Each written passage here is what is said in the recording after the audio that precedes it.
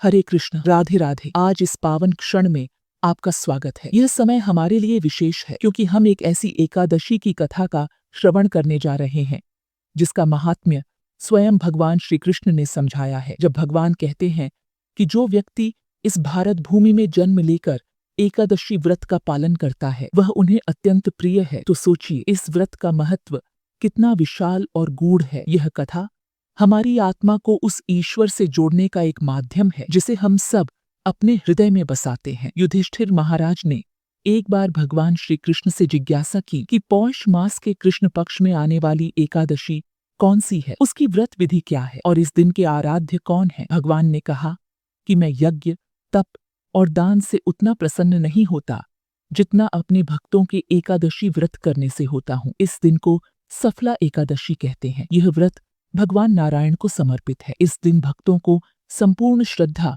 और भक्ति से भगवान की पूजा करनी चाहिए। ऋतु अनुसार फल फूल और दीप धूप अर्पित कर मन को भगवान के सुंदर स्वरूप पर केंद्रित करना चाहिए। अब कथा पर आते हैं। एक बार चंपावती नामक नगरी के राजा महिष्मति के सबसे बड़े पुत्र लुम्पक, जो अपने दुर्व्यवहार और पापमय जीवन के लिए कुख्यात था, को उसके पिता ने राज्य से निकाल दिया। लुम्पक ने जंगल में जाकर अपना ठिकाना बनाया। उसका जीवन केवल पाप और अपराधों से भरा था, परंतु भगवान के लीला चक्र को कौन समझ सकता है। एक दिन पौष मास की शीतल लहरों के बीच ठंड से व्याकुल लुम्पक ने अनजाने में ही दशमी की रात जागकर बिताई। अगले दिन सफला एकादशी के दिन भूख और थकावट से वह जंगल में गिरे कुछ फलों को इकट्ठा कर भगवान को अर्पित करने लगा। उस समय उसने अपनी व्यथा व्यक्त करते हुए प्रार्थना की, हे प्रभु, मेरी क्या स्थिति हो गई है, कृपया मेरी मदद करें। भगवान उसकी यह अनजानी पूजा और जागरण से अत्यंत प्रसन्न हुए। दूसरे दिन